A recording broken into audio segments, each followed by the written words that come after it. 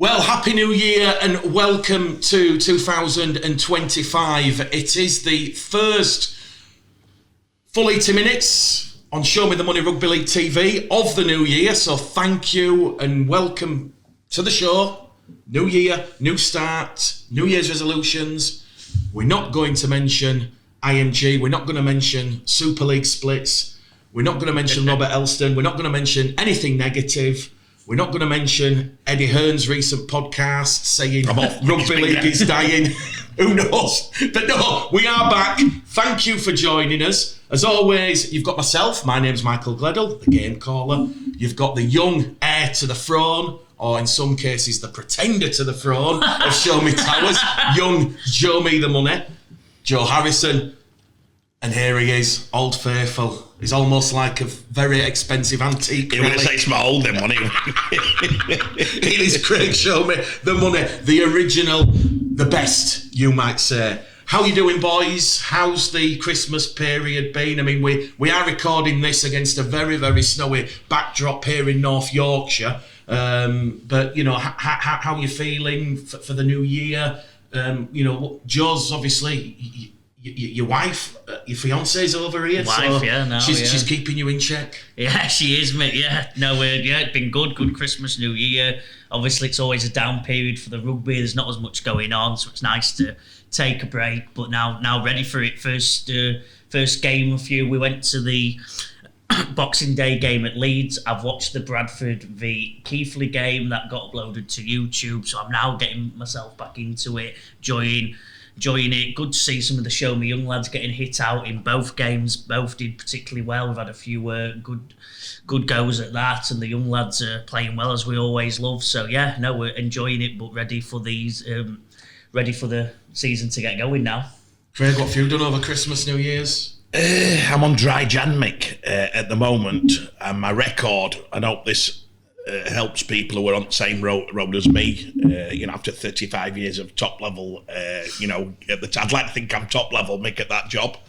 I've decided I've never got further than the 12th in the last 10 years. I get to 12th and then I just start going, well, it's boring, innit? I use the word boring a lot to justify me thinking, yeah, imagine living like this with no crack and no this. So I think it's the 13th today. It is the 13th. So I broke my record.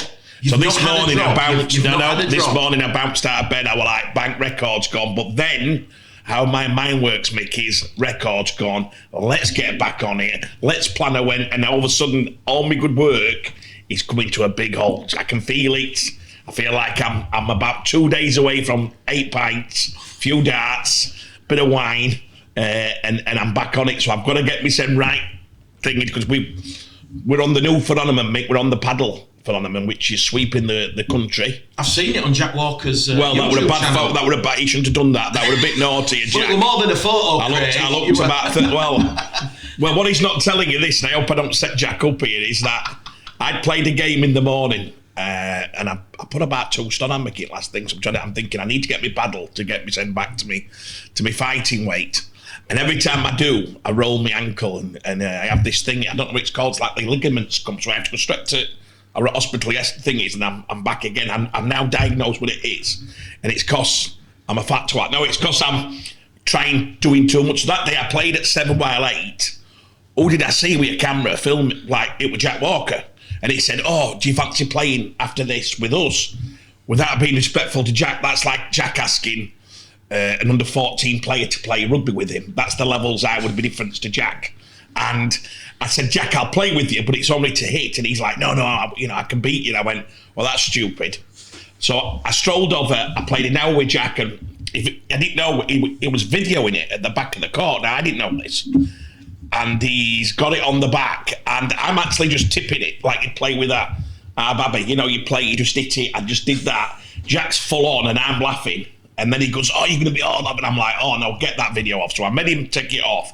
True story, Mick, I had a big match at 7 o'clock against, I think he's number 4 seed under 18 in the Great Britain, the kid with his dad. Is that right, Joe? Well, close. Well, he's a nice lad anyway. Yeah. So that was a serious game. I've played that game, gone to the 3rd set, game over. I were in bed for 5 days. So don't mention Jack Walker and paddle to me at the moment. I can kill him. And everything's been good, Mick. Lovely Christmas, lovely New Year. Can't wait. We're at Featherstone. A bit of a plug for Featherstone Gould tomorrow. Yes. And we're all dying to watch Gould to see what tag. I'm there tomorrow as well.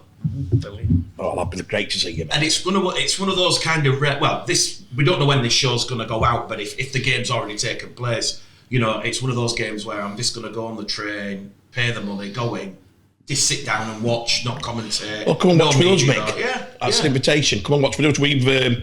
I went to watch Gould train 10 days ago. Are we in the stand or are we in the hospitality? Well, I've been asked to, if I want to, we can go and sit in the box with Martin.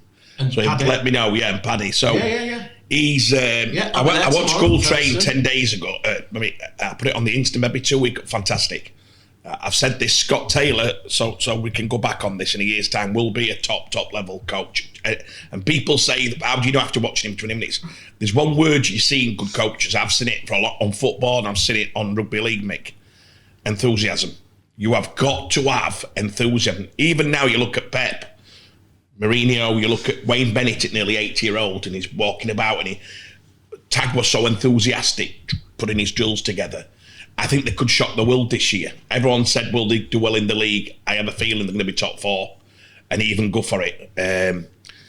When you look at the characters, I couldn't believe it. I'm looking at Brett Ferris walk past me. I'm like, oh, they've got Brett Ferris. That's a great signing. Brett still might have a bit in him. The one that intrigues me watching it, and there's some great, without plugging some of our young lads, there's some great young lads down there and a mixture of the Aldous brothers coming back. Remember them? They're rough. They are the real deal.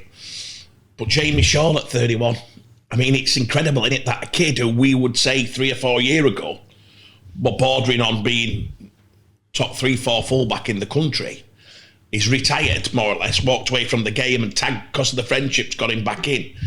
He looked red hot, Mick.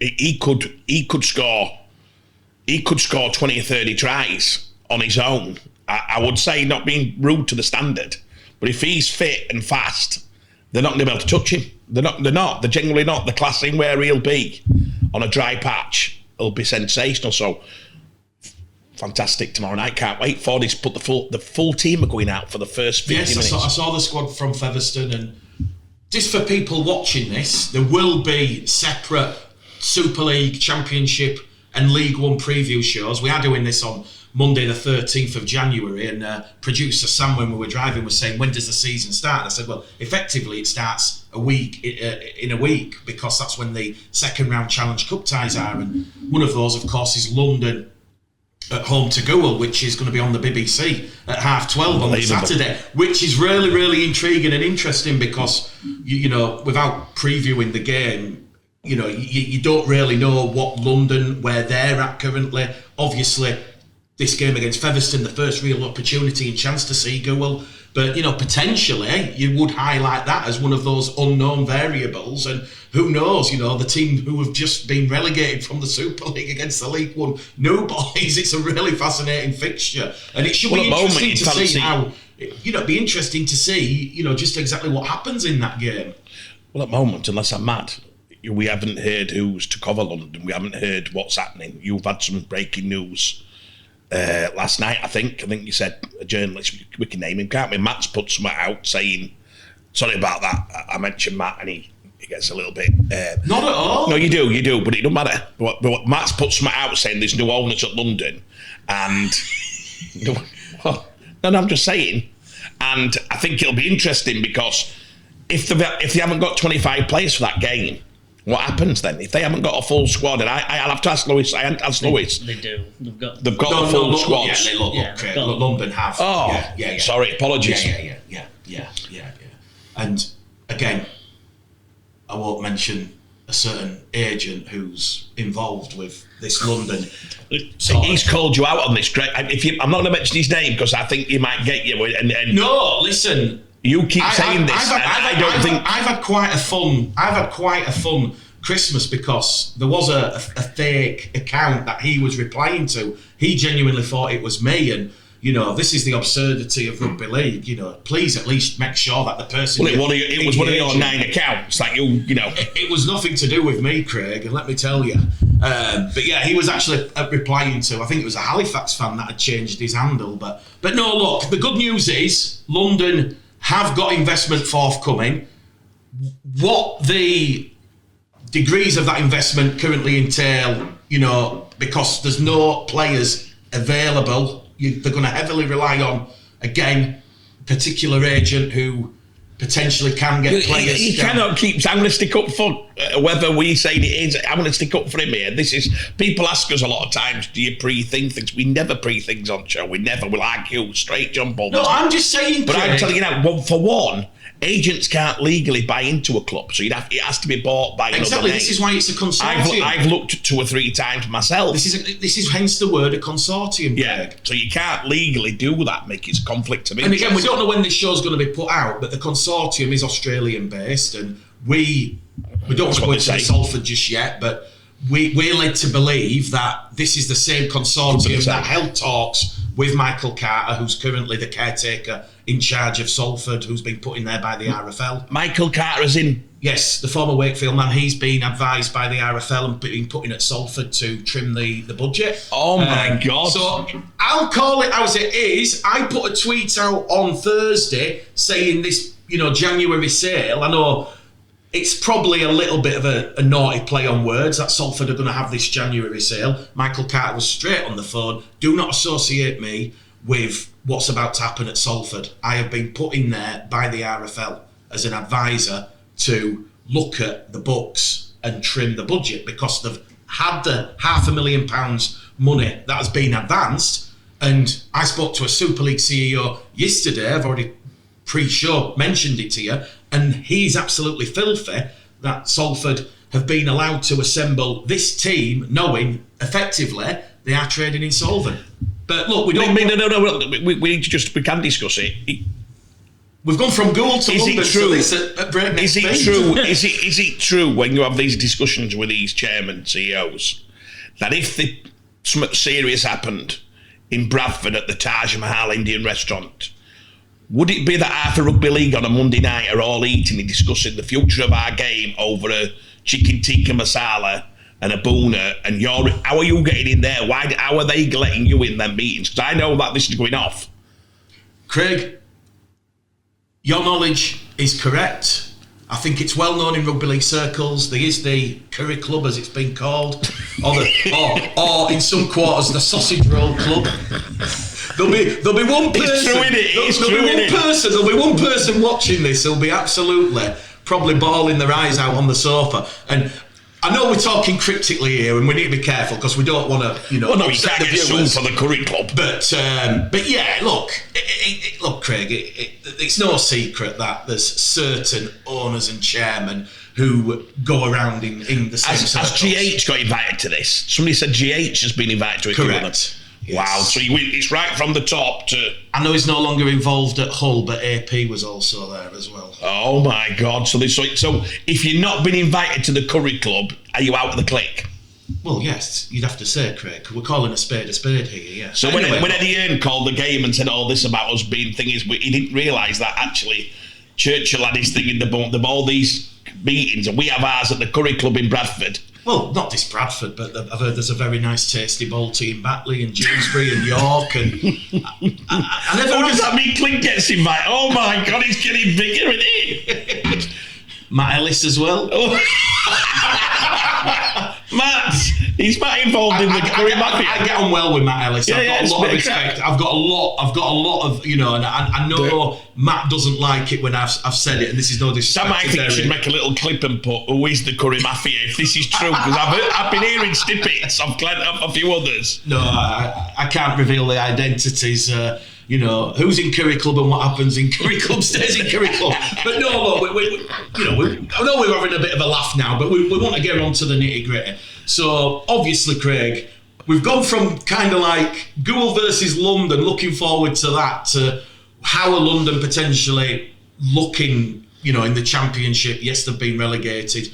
I think because of the lack of players that are currently available, certainly until the Super League starts and you see that trimming and potentially chopping and changing, the only way I foresee London getting players and strengthening is the French, the Australian, or the loan market once the Super League season starts. So I do think London versus Goole is an attractive tie. Very difficult to predict and call. I'll probably know more tomorrow once I've seen Goole in the flesh for their first outing against what I consider to be a very capable, and I think Featherstone will put a lot of pressure on the top two of Bradford and Toulouse in the Championship this coming year. I think it'd be a great game tomorrow night. But going back to the point, London, it does appear, Craig, as I said a few months back, good news, consortium, they're going to take control of London, replace David Hughes. And, when we say consortium, I've been told there's about 6 different individuals, and each person is going to have a varying, degree of shareholding in the London Broncos. And, there's some, we can't really name some of the people who we know who were involved in this consortium, but there's a couple former rugby league players who've played in the NRL, who've played in the Super League, who are putting their hard-earned money and expertise and vision into London. So I just want to wish them the best of luck, because without this, London probably did have a shaky future. So Bradford's first game in the Championship is against London. Be great to see a strong London challenge Bradford at Odsal in round 1. So touch wood. But yeah, going back to obviously what's happened, Craig. I know Joe said it's kind of like the Salford situation. Yeah, I think is the most topical situation in the game at the moment. I probably get 40 phone calls, and if Joe is, yes. Well, if I get 40, he'll get 2. So everybody wants to know. I get journalists on the phone, I get CEOs on the phone, I get players on the phone. If I showed you it now, I could show you it. It's a list of what is happening now. Let's try and break that down for people, because there's a lot of players' futures, a lot of fans who put hard-earned money in. I agree. Joe mentioned before the show started, the fans put all the money in a few years ago. So we're talking about people's lives here. It's pretty serious stuff, I think. My opinion is what I get and hear is there was close to a deal on Thursday. I think it's an Australian consortium. We don't know whether that's the same Australian consortium. Yeah. I would say logically it'd be very unusual for 2 consortiums at the same time to be looking at London and Salford. That's me, but I might be wrong. And I think, and it's a pity we can't ring Paul King, who's putting a lot of hard work in there, and Rolls and the lads who I think, and what we hear is the players go to the coaches say they know nothing. So all coaches are saying nothing. Absolute zero to every player who's walked in, knocked on that door, and they've all done it. The rumours are, if there was a fire sale, if this doesn't go through and this income doesn't come into the club immediately because of the current debt. Yes. Now, I want to pick that up. People have looked at the business model of Salford. Have I got it right? Correct, Salford, yes. Salford for many years, and they've said, should they be allowed to run with a 26-man squad and put all the money into the squad and not run off an 800 cap and save that money? So would they be in this position if they'd have played off $1 million cap and put the rest of the money to service the running cost of a club like Salford with what income's coming into the club, Correct. The stadium? Yes, they should have. That's an RFL fault. Get that into your head. That isn't that we've all known that's been happening for 6 or 7 years. Correct. The RFL sorry, marching in now, sending Michael in. Michael should have been sent in 6 or 7 years ago, or somebody should have done. Well, Michael was at Wakefield. Yeah, but you know what I'm saying. Exactly. It should have been somebody gone in who said, right, whoa, you cannot do this. You are running in negative equity every year. Now, I've never known a business who can keep doing that unless you've got a good bank. Rugby league banks are not, the word rugby league and bank will not come together. Banks will not back rugby league clubs because the business model doesn't work out. That's right through the game. The banking of this industry is individuals. They're the bank. The HSBC of this game is Simon Moran, the rest. So I think they should have gone in and looked at it years ago. I think this is all happening. And what they've done is they've let them get into semi-finals and finals. And a Salford fan might say, don't give a shit. We've had two finals, we've done this, we've done things that have never been done again. We've had the best 6 years of our life. But that's short term. You've been through this with Bradford. That's really, really short term. I'd have thought somebody had said, we need to stop the razzmatazz and look for the future of the club. And that means we have to cut these corners. And we might not, you have to sit and have an hard conversation with Paul Rowley and Watson and say, listen, you're not going to be able to spend 1.89 this year. It's almost like, Craig, when you think back to when Marwan Kukash was there and money was allegedly no object for Marwan, and there was all the big name signs. It's almost like Marwan's gone. Yes, there was some money left by Marwan, but it's almost like the honeymoon period's kind of carried on for a few more seasons. But believe me and you, the music has firmly stopped now. No, I think it's been stopped for ages, Mick. I think they've just used the Sky money, and most clubs have the squad. Then they have 300,000, 400,000 into academy. They'll have 300,000 or 400,000 into players that me and Joe would call 18 to 22. So there's a development. The 35 granders, yes. This has just gone into 26 players and the coaches. So fundamentally, it's running as a business, but there's nothing going in around it, yes. Which eventually, usually, you sink. Now, I don't know what the fans put in. I don't know the figure. I feel like it's unbelievable how... I don't think it's as high as the 500,000 the Bradford fans did, back in 2011. Yeah. But whatever they've raised, and if that's gone, and then they borrowed 500,000 and that's gone, somebody's got to say this model's not working. So whoever comes in now here's an interesting one. You come into a club, and I'll ask you both this. I'll put it on to you, Stu. Put your settings as fans. So I'm going to get you as fans here. I go into a club, and I say I'm going to take over this club. The first thing I've got to do is fire strip it. So for me to go into this club, you've got to get rid of Steedy, you've got to get rid of the centre, you've got to get rid of Memmy, Callum Watkins. So you've got to get rid of 7 players. So I'm saying to your fans, I'm going to come into your club, but before I write on that dotted line, I want you to get rid of at least 7 or 8 players, which will balance the books for me to come in. It'll make you play off about £1 million, but you're not going to be as successful. That's option A. How do you feel as fans? Well, fans that don't look into it and just go as purely a fan and don't care about the politics and everything else, obviously you're devastated. That's the reality of being Mick? As somebody who has experienced this person with the Bradford Bulls in a different lifetime, I must admit, it is painful. When rugby league, are you bothered about that? Point. Sometimes fans, I've heard fans say, like a fan. Yeah, I'm saying some fans. I've heard Mick saying it's disgusting. Most fans that we've talked to say that's not to do with us. We just want to go on match and have a pint. Yeah. So what I'm saying, Craig, is there has to be a harsh reality here.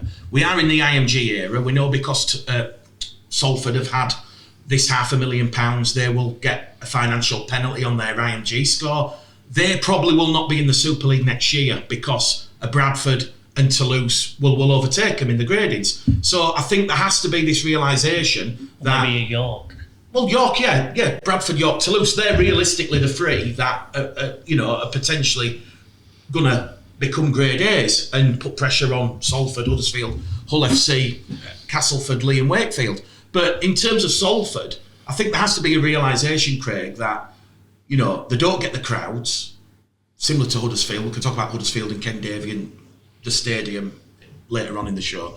But they don't get the crowds. So where's the money coming from? And I know a lot of people have been telling me, Salford fans, about the AJ Bell, that, the deal now, they're going to get X amount of money from match days. But I've spoken to a few people in this sport, and they're telling me these numbers, what fans have got in their heads, that, based on what Salford crowds get, which is anywhere between 3,000 and 5,000, the actual money that will generate in those bars is going to be between £30,000 and £50,000 a game, which is, every little helps, but that money alone is not going to sustain Salford as a Super League club. So we don't know if the investors are going to come in, if they're going to pour the money in. I think they're going to do what Newcastle are doing and what a number of clubs are doing, which is they're going to run it so it runs and pays its own way.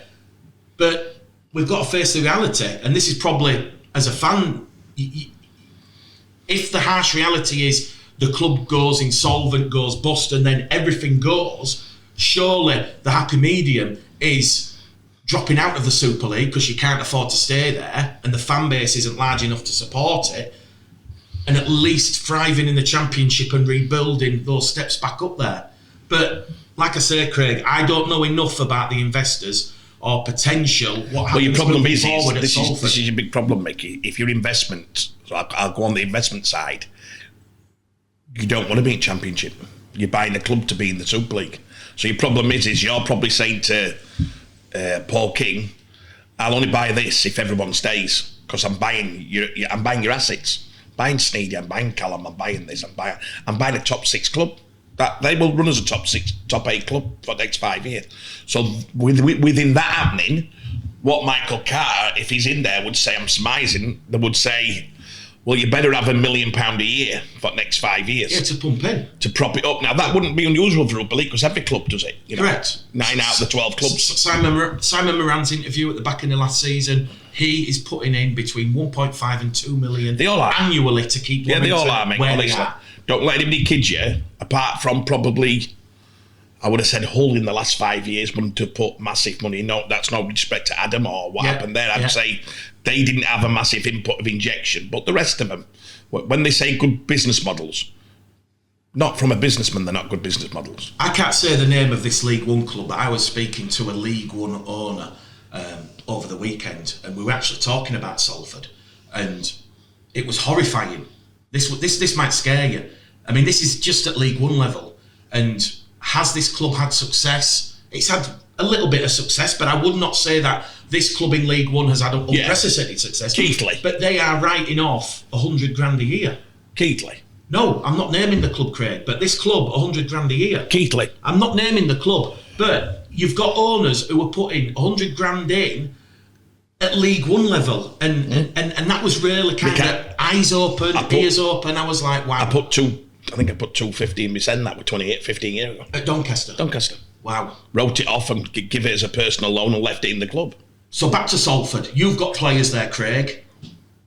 Well, that's what I'm saying. What is the here and now? No. There's no here and now. Every player's panicking. Some are not, because the coaches are very not clever.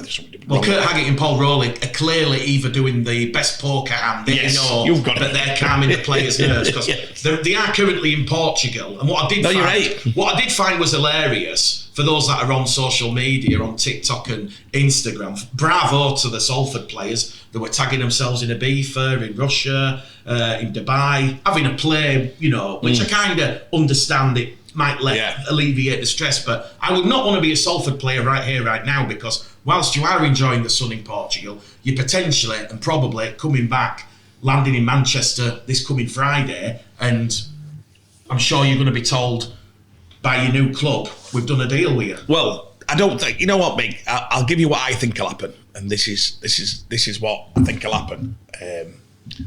I think that if the investment comes in, they won't want to strip it. I think it's too hard to get that back.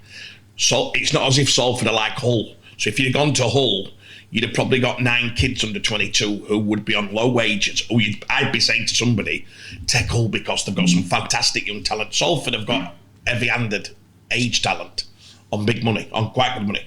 So it's not something that you can afford to say, right, if we get rid of 9 players, where does that leave us? Well, they're going down. They probably won't get a point. They're not a club who can bring a load of young.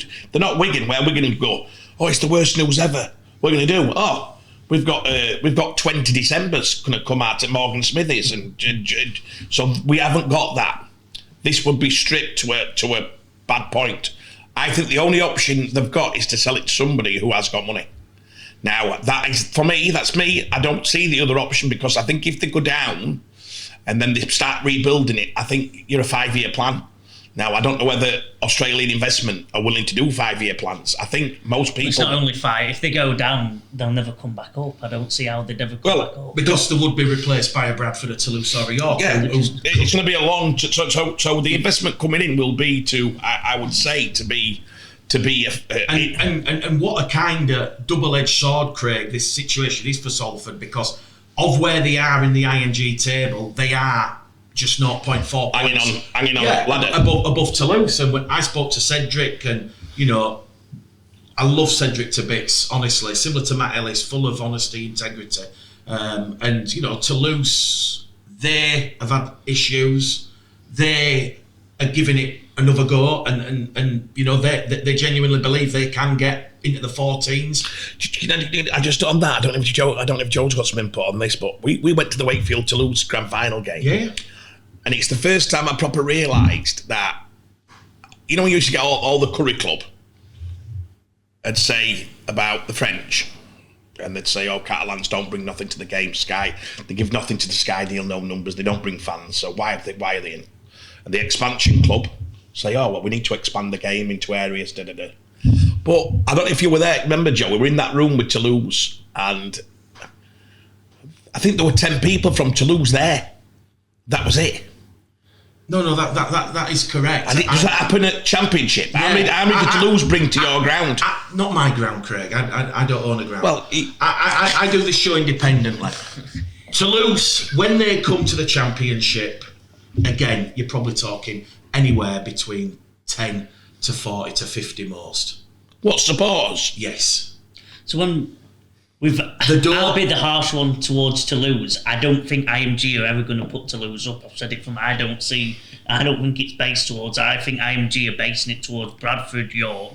I think York have to find a way to get to 1,000 more fans. Bradford probably got the fans, need to sort out the stadium. The stadium has been sorted, Joe. Now big screen. I've not been on it yet. Doncaster in a couple of weeks. My brand new Sky Sports gantry's in there, state of the art. And if you come and call a game with me, Craig, and then seriously, that'd be if it is sorted though, I don't think it's Toulouse. I think, like you said, it's probably them two.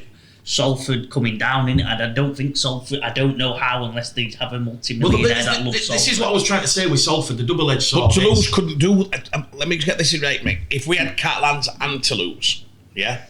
It'd be great for the game in my eyes in terms of the expansion. We had one season when Toulouse and Catalans were in the Super League, and there was 11,000 at home for Toulouse, and it was a 12,000 sellout at Catalans. Great games, great atmosphere. We need more of that. But what happens to the other 10, 11 clubs in income from away fans? Well, that's one of the arguments that a lot of the Super League clubs are saying, which is why they are making Catalans this year copy the Toulouse model, where Catalans have to pay their way, they have to pay everything, they have to fund the transport of the Super League clubs who visit. How much income would you get on average from away fans per week? What, from Super League club? From 30 to 50 people? No, from like an average, let's say. So I said to an accountant, work out on average how much away fans bring to Super League clubs on a weekly basis. So say if let's say Hull KR are playing Salford, playing, obviously we know the old derby have been massive. If you bring average of 400 fans at £20 a kick, is it £20? Yeah, 15, 30, 20. So you're talking, what we're talking there, money-wise, we're not talking that much, are we? No. So you do need your likes of your Hull derby where they bring 2,000 sellout. Hull KR last year came to Leeds and sold out the Leeds end, which would be a lot of, so there's 2,500 at 20, 30 per pop. Now that's serious money, isn't it? That's a bit more, 40,000 poundish. So that'd be, so if you're talking, if Toulouse come and Catalans come and bring less than 50, each club might be losing out on average, let's just say an average, because Huddersfield won't travel with numbers, Salford, whatever. You might be losing out on 25 grand. So that's the figure that they've got to put into the clubs. Yeah, but as I've said this to various people at Championship and Super League level, that when you start going down this away fans route, that means your whole business plan is flawed. If you're desperate for that 25, 30, 40 grand that Catalans don't bring, that Toulouse don't bring. London last year in the Super League, bless them, 20, 30 fans at most away games. London was the same. It is where the sport currently is. You have to, in my opinion, focus on yourselves, like Hulkington Rovers have done. Like American football. And, I was thinking earlier, Craig, this will be the 7th year of us doing this Sheffield show. Steelers.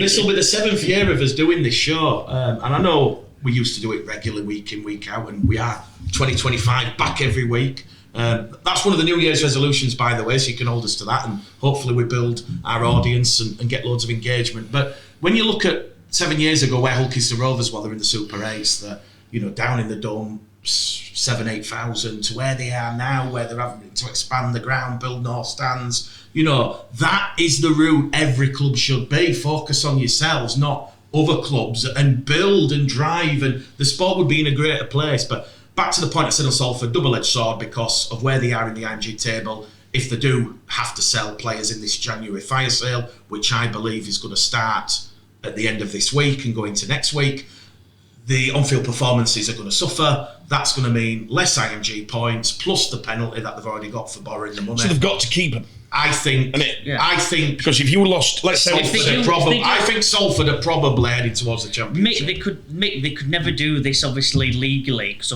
they allowed London in and did sort of. Sorry about that. Unprofessional, isn't it? But in. I think you should have answered it. Get a guest on show. In previous years, why wouldn't, if they do fire sale, why don't we just get Bradford up or a team up now? Because, like I said, if Salford sell, there's nothing coming, is there? There's just nothing. Well, listen, they would still put a team together. Yeah, and I'd have faith in Paul. And there's probably you're gambling on the coach and being that good. Yeah, your problem being is you're not just weakening your side, you're strengthening others. You know, and the RFL. Let's give a bit of gossip. Let's give a bit of gossip about what they like. So the fans sometimes like it. Mark Sneed, favourite league. This is what we're hearing. I've already put it out. Oh, there you go. But I'll put an outside chance of maybe a Warrington or even back to Hull, which I found quite amusing because an Hull fan who I'm dealing with now said to me, "Oh, amazing, Craig. What about Sneedy coming back?" I said, "Well, last 6 months you were winning him off pitch." Exactly. He said, I always remember Gailey telling me as he passed Gailey, he went, "Good luck, Gailey," because he knew that the fans had. So at 2.5 years later, you're going to bring Mark Sneed back, which I don't think is the right move for anybody, the club or Mark. But let's say that. Then you've got the young centre, Cross. Dion Cross allegedly going to Hull FC. Hull FC, and then we've probably got another one. I've heard. Callum back to Leeds is the Callum back to Leeds, but I think Warrington. So Callum, I think Warrington will take Callum. I think it'll be Warrington, or I don't think it'll be Leeds. I think Leeds tried to do it. Cass tried to do it. They've all tried to do it by offering players back the other way. Problem is I've been in the meetings with Rowley, Paul, and you say a player, and Paul just pulls that face. So I don't. From a coach's point of view, losing Callum and somebody saying, "Well, I'll give you these two players," Rowley, and they're not going to want it. Kirk, they're not going to want that. So I think it'll have to be Cash. Cash is king.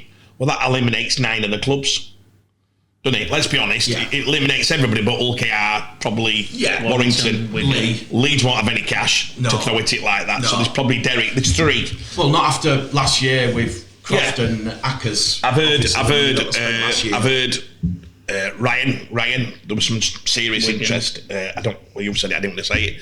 There was some serious. I got a report that's been reported everywhere. Then I think Ormeroyd at Cass, maybe Wakey, that he'd come back here. I heard Huddersfield went through. Huddersfield, there you go. Yeah. So looking at that, I mean, isn't it weird that we're not saying the 2 centres?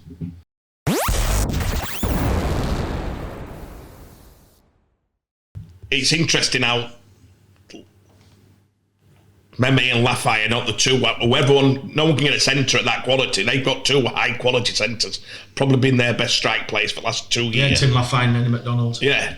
It's incredible. So if them 2 go, potentially, if them 2 went to Cross, it's all over, isn't it? Let's be honest. It is, like you said, you'd have to rely on the coaching staff to have a bigger ego to say, well, we can do it with other players. Brad Singleton, we look after Brad, Heath and Ryan. I've had serious interest from both of them.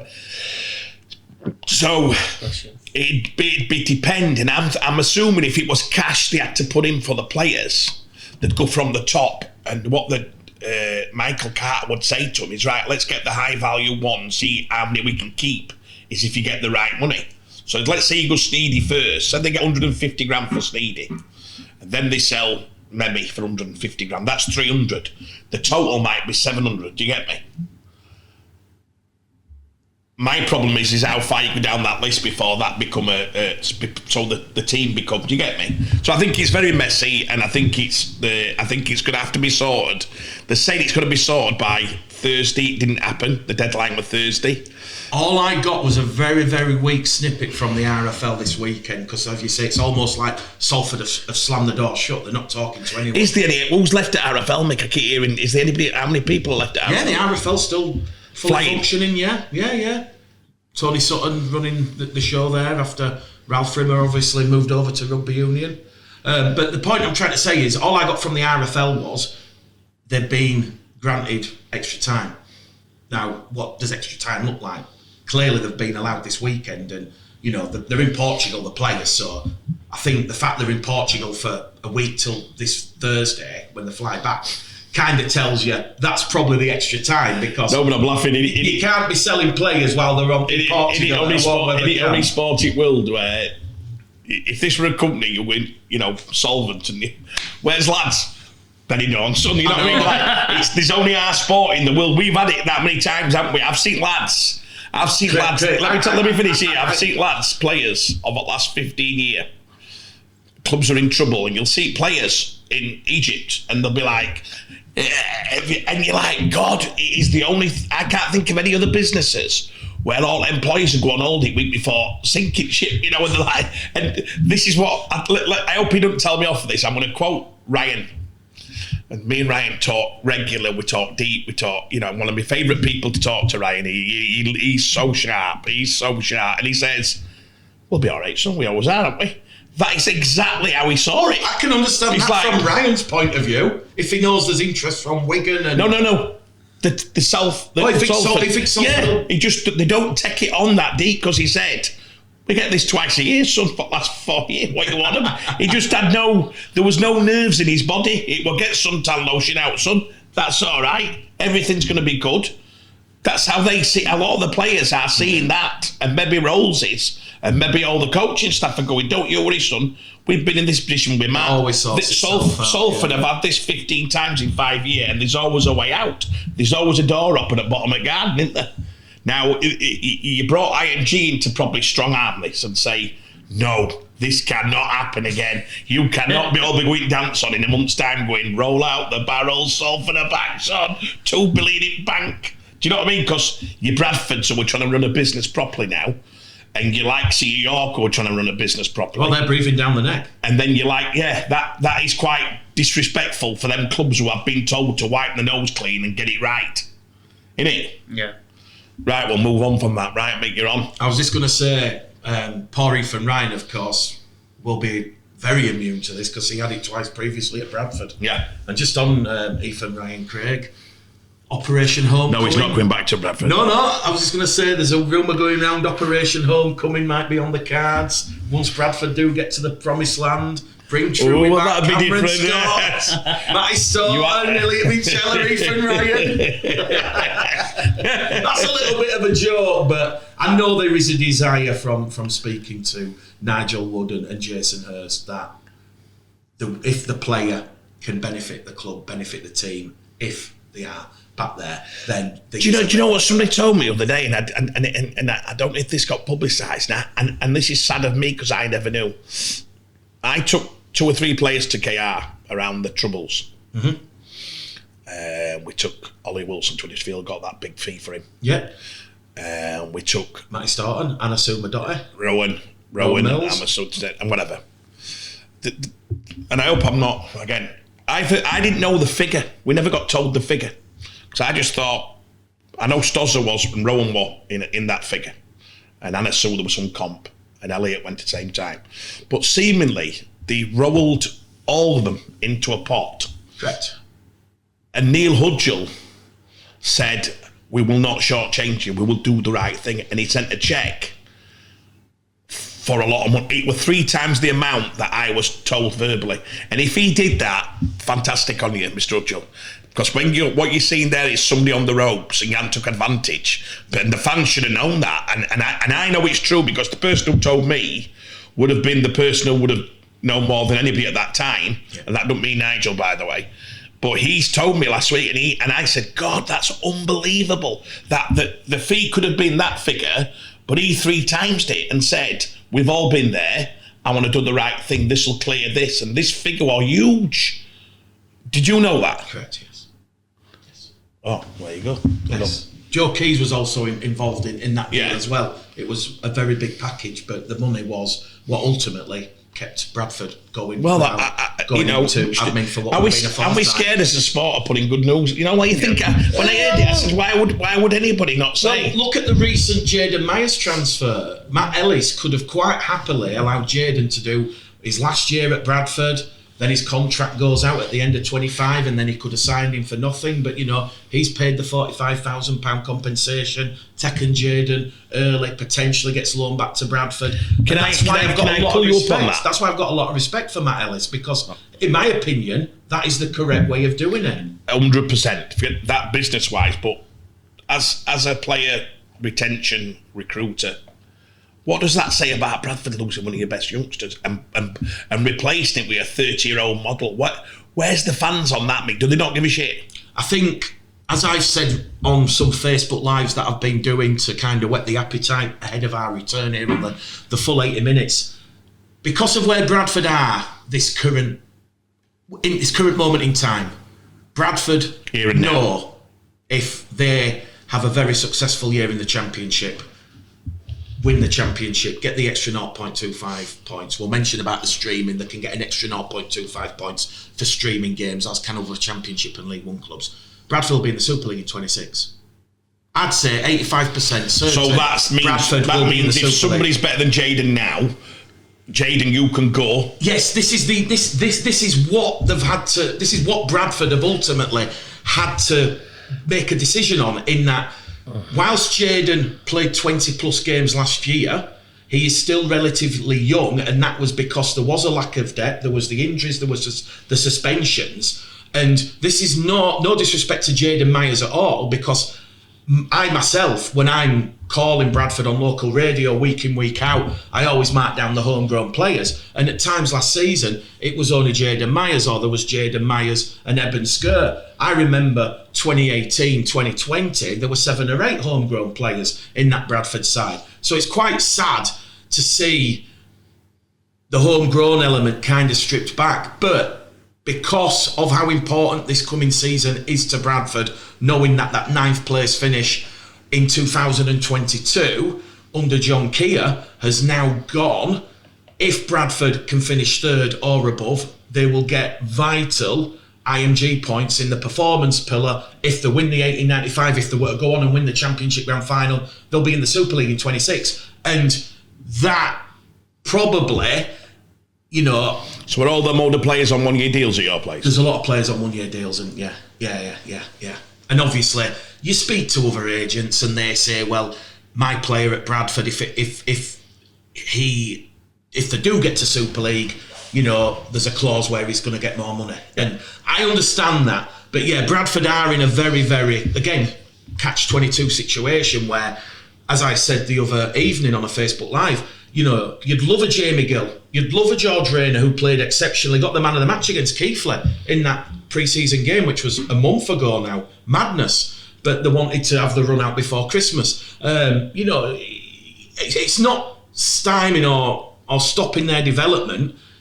Bradford cannot afford this season in 2025 to blood the youngsters and say, well, we'll just throw you in and see how you go. Do you think they were brought in because he knew the model? I think Brian Noble has looked at it, and again, the Eamon O'Carroll situation, there was 11 days, Craig, between Eamon O'Carroll departing for St Helens and Brian Noble being unveiled. That was very, very quick. There was no job applications. Yes, there was interest. I think this was, without speaking ill of anyone, I think this was set in stone. They knew this was going to happen. And, credit for Brian to actually put his hand up and come back. He's 63 years of age, Craig. I know he's been in and around the club for a couple of years now as this kind of sort of shadowy figure in the background, helping and assisting Mark Dunning, helping and assisting John Keir, helping Lee Greenwood when obviously Mark sadly got the sack. But, it's a lot of pressure on Brian because Bradford are going to be a top 3, top 4 spender in the Championship alongside your Featherstones, alongside your Toulouses, alongside your Oldhams. So there's a hell of a lot of pressure on that Bradford club.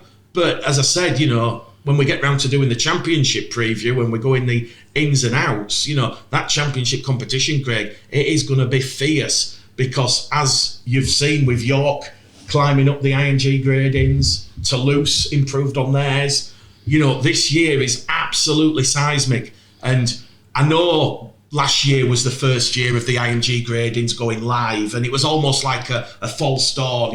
Everybody knew Wakefield were going to clear up. Everybody knew before the ball was kicked, London were coming out. But this year, can Huddersfield improve? They're under pressure from a Bradford, Toulouse and a York. Salford certainly are. You're probably going to see this year is probably one of the uncertainties going into that IMG D-Day. And like I say, you know, I would have loved Jayden as a Bradford fan to have remained at the club. It is sad, it is heartbreaking. I must confess, when I was told that he was going and there was the compensation money, I'll be honest, I'll just say it, I was pissed off. I do this when it affects you emotionally. I was like, that's me switching off from rugby league. I'm done. I've had enough. It's happened again because you've experienced it with Reece. It's not funny, Joe. You've experienced it with Reece Butterworth, with Cameron Scott, with Drake Truman, which even going back to John Bateman, Oliver Wilson. You know, it's a never-ending cycle. Yeah. And the only way, and Jason Hurst is right, the only way that is going to stop is by getting to the Super League. So the hope is Jayden is the last one that goes. Bradford return to the Super League, and then your George Rayners, your Jamie Gills, your Alfie Leaks, your Harry Greys, they get that chance then to blood and hopefully, you know, become Super League players. But yes, not a good situation, Craig, but, you know, credit to Matt Ellis. Matt Ellis paid the compensation, as he did with Miles Lawford, and I have the utmost respect for Wakefield's owner, and good for Wakefield in finding someone like Matt Ellis, you know. Wow, what Salford would give or London for someone like Matt Ellis to come in. Here's one for you, actually, so we're going to talk about this. We went to the Boxing Day game, and I thought one of the things that were interesting was if people understand teams, when you turn up pre-season, everyone thinks they've got a good team. Honestly, you hear all lads, hey mate, this is year. The coaches are confident, everybody's confident. And then you go there and you play your first pre-season game. And I famously did it at Doncaster. We went to Keighley, mate, and we put the dream team together. And I'm sat with 6 friends in the stand at Keighley, and I said, probably 40 or 50. We're at that level. We've got Super League, we've got young talent. The amateurs. I drove on, absolutely distraught. I made 3 signings in car going on. I was that mad. In fact, it's probably one of the worst I've ever felt involved in sport. And it was a shock. And I'm ringing Ellery and I'm saying, what has just happened here? You know, I cannot believe, because we've got it wrong. You could see immediately. Now, Wakefield, I think, we were there, weren't we, Joe? That first 25 minutes, I could just see Matt, and I'm sat, I watched Matt walk through with Steve. Is this when they were trailing 12-0? No, don't forget about the points. Yeah. The nature of the game, the way the pack got blown out, very quick. Absolutely, bang. Every time Leeds took a set in, they were aggressive, physical, they were rolling them down. When they were tackling, they were smashing them. And I'm thinking of Matt and Steve, who's our big friend, Steve Mills, done a great job there recruiting what he did last year to get them straight in like that. I know everyone says money, but you've also got to put all the pieces. But they've retained about 15 players, Mick. And the big catch is, are them players going to be able to play at that level? Well, that level's massive. And believe me, on Boxing Day, I think about 10 of them realised how big it is. And I'm sure Matt did, I'm sure Steve did, I'm sure Darryl, I'm sure everybody at the club now. I think they've learned loads of it. But I'd be interested to look at, where did you have Wakey, Joe? Where did I have Wakey? I had Wakey around beating, well, it depends what I thought of Salford, but I think with Salford's knowledge, I had them about 8th. 9th. And after Boxing Day? 10th. Where did you have Wakey? For this coming season in the Super League, being brutally honest, I've got them in that Castleford, Huddersfield, Hull, Salford, bottom 4-5 bracket. I know Matt is determined to get back to the Super League, which he has done, and he wants to get playoffs. I just can't see the playoffs in year 1, Craig. Well, it's so interesting, isn't it? Because if you're listening and you're a Wakey fan, I would have probably had him above. I thought I bought into a bit of the magic of Powley and Shenny and Matt's power, Matt's financial power and passion for the game. Steve Mills, who we worked with closely, is absolute anorak, and absolute any signing did it. So I thought I've got everything ready. But after Boxing Day, and I'm hoping Powley's quite a shrewd guy, right, and he used this. I can imagine team talk after that game. Right, lads, you've all had your lesson. You've all realised that this is another world. This is a proper gap. This gap is bigger than all of you think. And it's interesting, even on some of the backs, and I'm not going to get individually, but there were a few shots in that one. The biggest thing for Wakey this year, and I'll say it to camera, and hopefully we can The fullback has been their best player.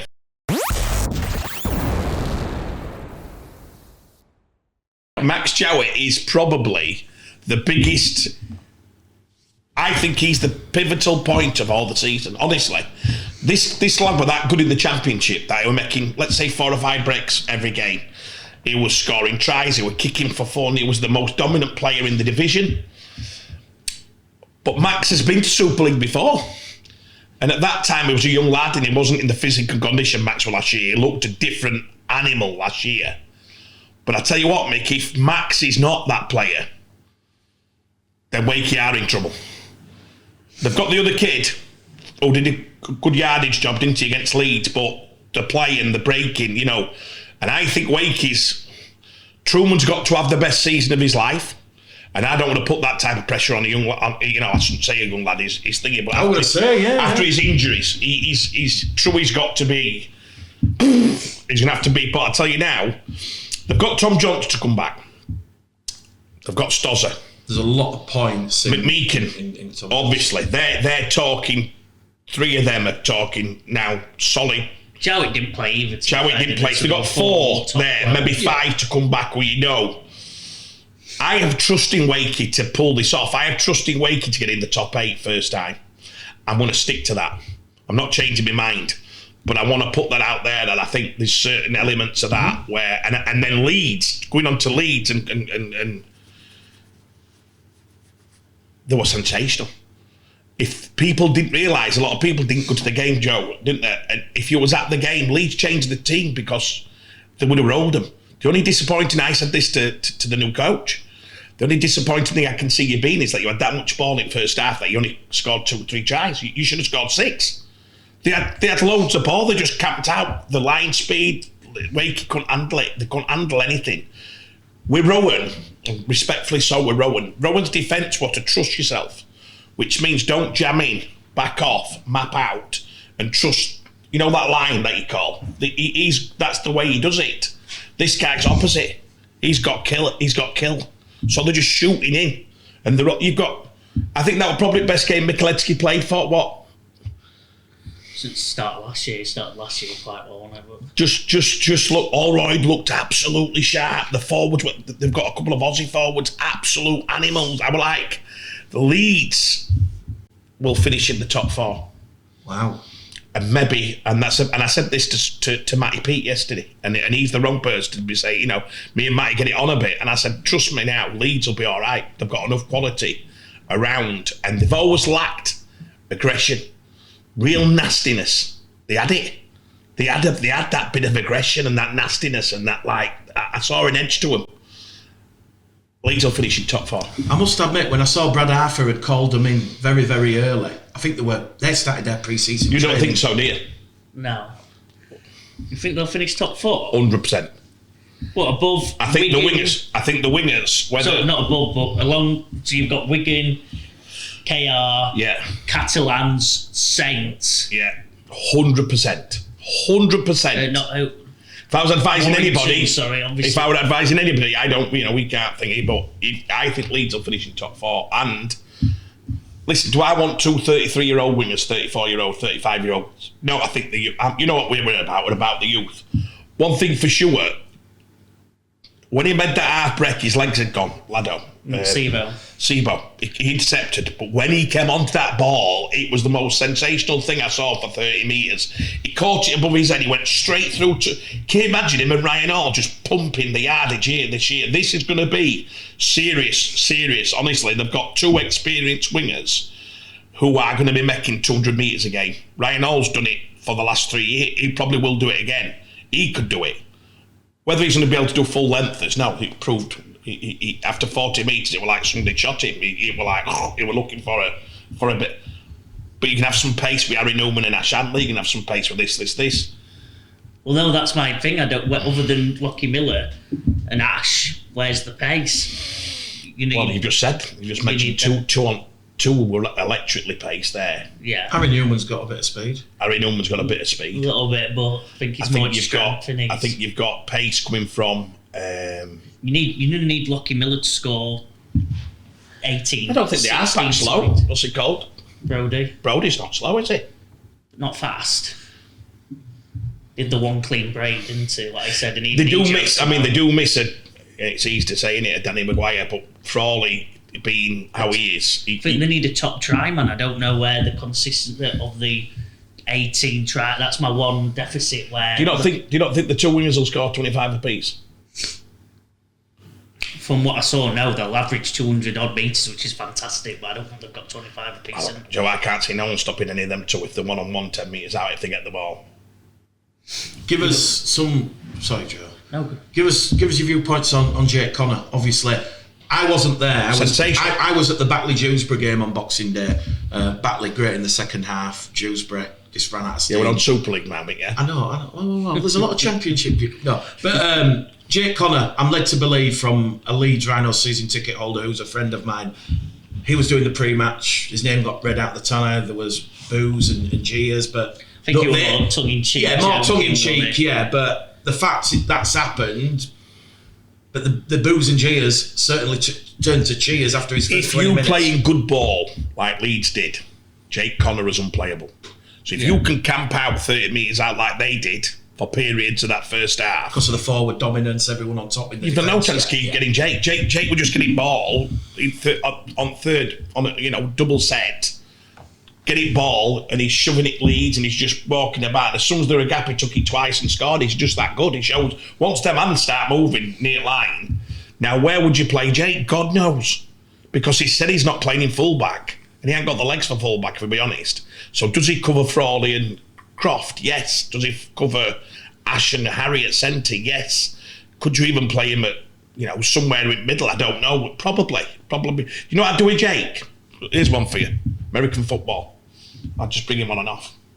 Set piece. Like, if I got some good ball, I'd go, here, lads, come off. And I'd put him, hey, by the way, I ain't kidding. I'd have Jake on if I thought I had unfortunately, we don't have unlimited interchanges in Super. Honestly, if you could bring him on in good ball when you know you're going to get a good little thing, he'd destroy you. And when he gets a bit fatigued and knee starts, just here, get him off. So it won't surprise me. Can they afford to have him as a sub? Like a 14 and play 14. Can they afford to have him off and on and use him as like this magical thing that comes on and just creates things? Probably not, Craig. Right. Probably not. I think they can because their forwards, I think, could play long minutes. Fair enough. And I noticed with Cam Smith, I know Cam thing is, one thing I did notice, everybody's running more direct. When they played a lot of lateral stuff over the last 18 months. If you were at Leeds, you'd watch it. They'd be like Cam and sinking, bang, bang. And they'd be going, this is what you'd see. You'd see this. And they'd come back that way. And they'd come back that way. And they'd look for a gap. This is this. You get me? Yeah. Pick and roll. Ackers will get more ball. Jared O'Connor, got injured. But they will get loads more ball on a quick play. So it'll be interesting. So Craig's got Leeds top 4. Joe's saying no. Top 6. I think it's still a bit from where they were. After last season, this being in the playoffs would be a massive achievement, I think, after the disappointing But they made the playoffs this year, yeah. It is a full 80 minutes. We're moving on now. Craig, a couple of players who have been predominantly in the media. They are Show Me the Money players. Liam Tyndall and Jack Walker. We'll start with Jack Walker. Obviously, Jack's now got it in his head. Is this big YouTube star, TikTok sensation? To be fair to Jack, it's probably raising the profile of rugby league a lot more than some other aspects of our sport. I know he was doing a TikTok Q&A the other day. Why did you leave Hull FC? Would you go back to Leeds? Well, he told me he wanted to fight Myler, didn't he? So somebody said, "Would you fight Myler?" But there was one of the videos, and it had over 400,000 views. So Jack's raising the profile. Unfortunately, he's not got a club at the minute. What's the latest with Jack Walker, Craig? It's easy, this one, and I thought you were going to say, Show Me the Money announced 3 deals this week, 3 of the biggest deals in the history of the sport. Well, we can talk about the deals. George Delaney, Michalewski and Dean Adley. No, we are going to go on to those. Gone for I've fucking gone for down. Right, no, so into negative. Jack's been offered 3 or 4 deals. One of the deals is to go, he can go Super League in training next week by choice. It wouldn't be a contract, it'd be going in, see if he suits it, and whether that deal would be made after that. I would say a trial, effectively. But it would be a trial at his level. It'd just be making sure that Jack's in the condition they think he. Yes. They've seen on the the videos. Yes, and they think that. So it's just making sure that Jack's can get to that suit. The other ones, he's had 3 championship deals because Jack and Liam are both effectively still getting paid a full. Yeah. So luckily we knew there were no rush. We made it clear. I said to the lads, keep safe, keep loyal, keep the trust. You're both getting paid. So we're going to make this call. We can make it with an open mind. The problem that brings is you've got the tightest men on earth ringing you up and saying, well, he's getting paid off all, we'll offer you a low ball. Yeah. You're laughing because it's your club. No. So you... Are they getting paid by Hull till the end of this year? No. That stops at a certain amount, might be due. So there's a bit of a safety net for both players. For both players, but that shouldn't be used to low ball. No, I agree. Which in rugby league it does straight away. They ring you up and they don't. This is what I always find. I give people a bit of an insight, and Joe might tell you it did. How's Jack? How's Liam? Yeah, look, I want to do the right thing for him, And you go, right, and they go, I think if he comes in with us and he enjoys it, look, there's not a lot. But we can offer you 15, 10, 50. And that'll just tick them over. And it's not about the money, by the way. I'm doing this for me. Load of shit. Like, come on. Load of bollocks. The lads are great. They're in a good place. They're both quite confident lads. They both want to train. Your club's been very kind for Liam Tyndall. It's been amazing, to be fair to him, what they've done for him, and they've given him his headspace in a great place. They've given him a chance to. We couldn't make the deal happen. That's still open. Brian's still open to that. He told me last week he was. Liam's in the same position. He gets a couple of offers. They both got offered a Queensland Cup gig, and the deal were more or less all cut up until we went to the financials, and then it were like, that can't work, because both lads would have had to more or less leave everything here, go and get a job. You'd have to work over there as well as play. Yeah. And you're leaving a lot here without the accommodation. They didn't have the accommodation in. And I said, well, don't matter what you're going to pay them if they're going to spend 25 grand on accommodation. Accommodation in Australia. But both got offered the same deal. The same with Rocky Hampshire. We've got 3, and Lewis Roberts. I've got 4 who were in a position. Jake Carter 5. Sorry, we've got 5 who I think are all fabulous talents who were awaiting the right gig. The Salford situation could open up for 3 of them. Quick as I speak, if some of them go, So it's about being patient. It's about lads trusting the process. Am I frustrated? Of course I bloody am. Of course I am. I think I can't believe no one's took Lewis Roberts. I am in disbelief at 22-year-old kid Central just playing 19 times for Leeds against teams. He didn't get put in and out. He got put in 1 every 4 games against top 14. I remember him playing really well against St Helens in a cup game. That kills me. Absolutely I find it like mind blowing what it costs you and how that doesn't happen. That's. I've been in this game for 16 years. I know exactly how they think. They're not that clever. 50% of them not that good at recruiting. They don't understand it. They wouldn't think, well, that fit there perfect. Jack sells himself. I even think times last year they were injured, and it was sensational for Hull. He was probably still one of their best players. Liam didn't get a chance at all 2 games before they made a call on him, which I thought were absolutely horrendous. Coming back from injury. And they played him on that 1 game and judged him. It was preposterous. Probably because he was signed by the old regime as well, so no sweep, the score, they go, here we go. Understand that. I'll make a big thing of this, making them look bad, not give this kid a chance. I can personally attest to what you've said, Craig. I was at Tong a couple of weeks ago, prior to the Keighley game, and I sat down with Liam. He was at Tong, real good headspace, really, really positive. He was hopeful that he could get a deal. I know we can't talk about the intricacies of the deal, but Bradford at least did offer him a deal. They did fantastic. No harm. I'm kidding about Bradford. They did fantastic with him. And Brian's right. When I interviewed Brian Noble last week, Brian did say the offer's still there. Yeah. But this is what Brian said. And Ryan Hampshire's the same, but Ryan had an injury, so Ryan's not fully fit for the next. I think it's another 6 to 8 weeks. Yeah. That's when we'll put the pressure on and said to Rocky, right, here you go, you're ready. He's fully fit. I think he played. Listen, Ryan played last year for Wigan. back-to-back titles. Probably played less than 5 games, 6 games, 7 games, whatever he played last year. I think he played on one leg, if I'll be honest. Don't think he played fully fit. I think he was never fully fit with his knee. They were taking a lot of stuff out of it. I think he did it because he was that. Matty Pete's been unbelievable with him. But we're unbelievable with him to give him a 2-year deal based on, he wanted him. He always give his word that he'd bring Rocky back. And he thought Rocky could add to that squad, and he did, and he loved it, and there's no regrets.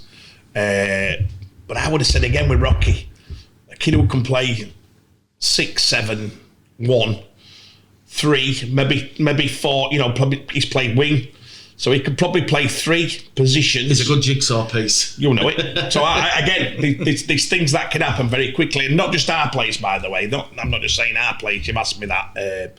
I think there's probably 10 or 15 players.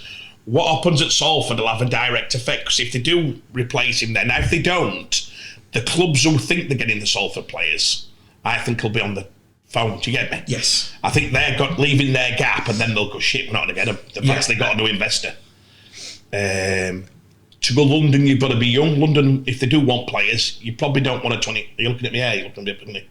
No. A 29-year-old, 30-year-old player at London, I would say, no good, Mick, is it? Because of family, you need 50 grand. Yeah, so yeah.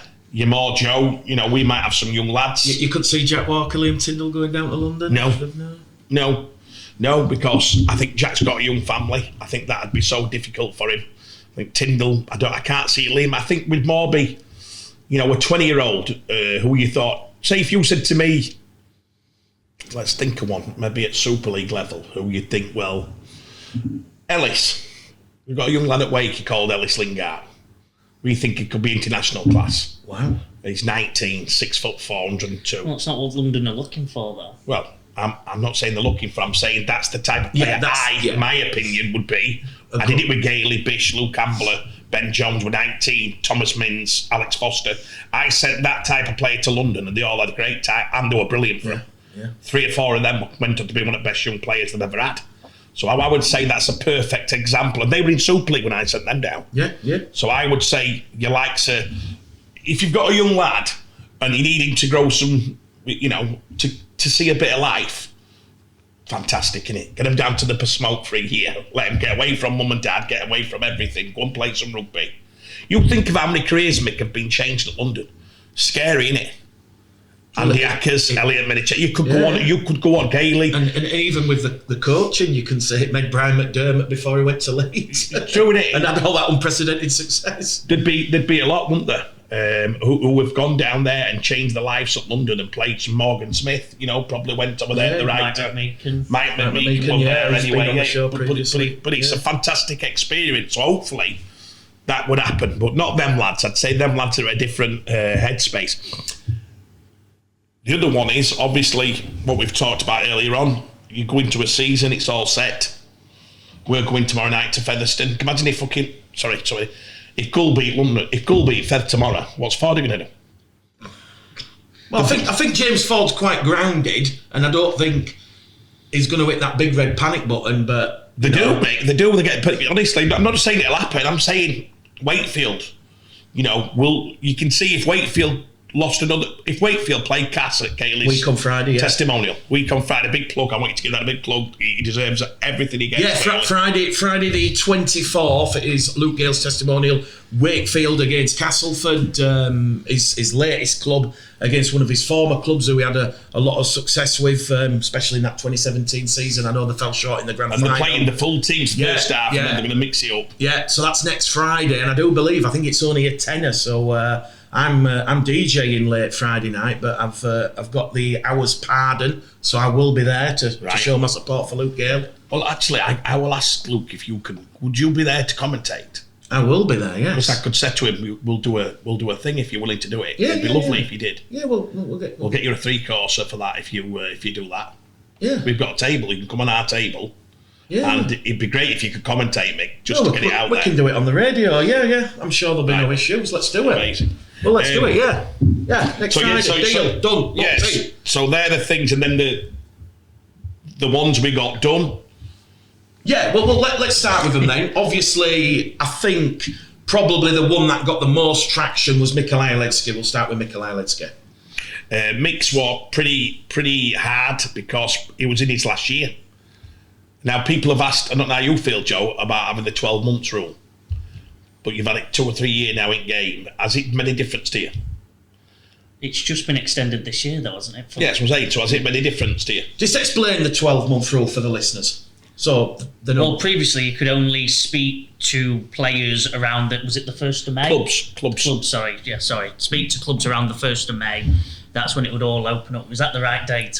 Yeah, it's the 1st of May. For young players, it was literally like July, August. August. September 1st it was, yeah. So then that would be tough because then it would all hits in the season. Now, obviously, from this year onwards, it's opened up from December the 1st. So then from there, it's opened up. For me, it's affected there'll be some young player announcement deals to be done that we look after, that I help with. Some of the young lads have been done nice and early when normally clubs would wait again till August when they had to.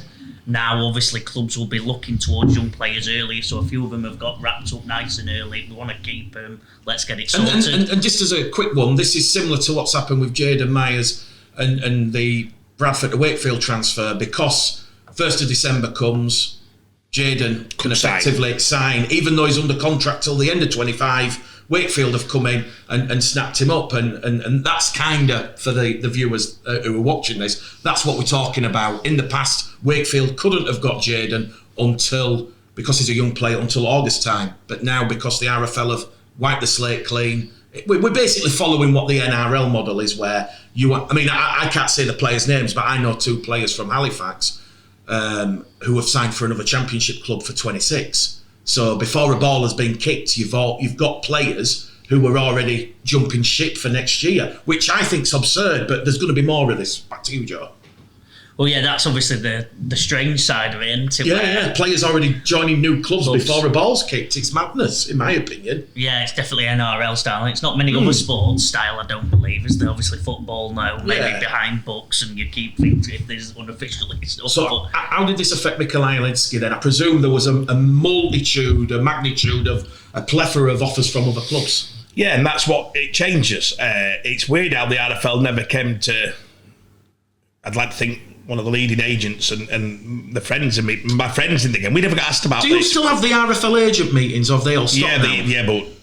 But anyway. There was no agent there was no RFL agent communication. You haven't, but imagine a presentation where the last 2 I've done, and I got asked about 4 years ago to make sure I come to the meetings because they felt I was a presence and I should be there. I went to Manchester. Of course you were a presence. And I enjoyed it, but there's no open dialect. It's just to get this. So somebody's got minutes. The last thing they want to do is stop it and write minutes down because you're all having a debate.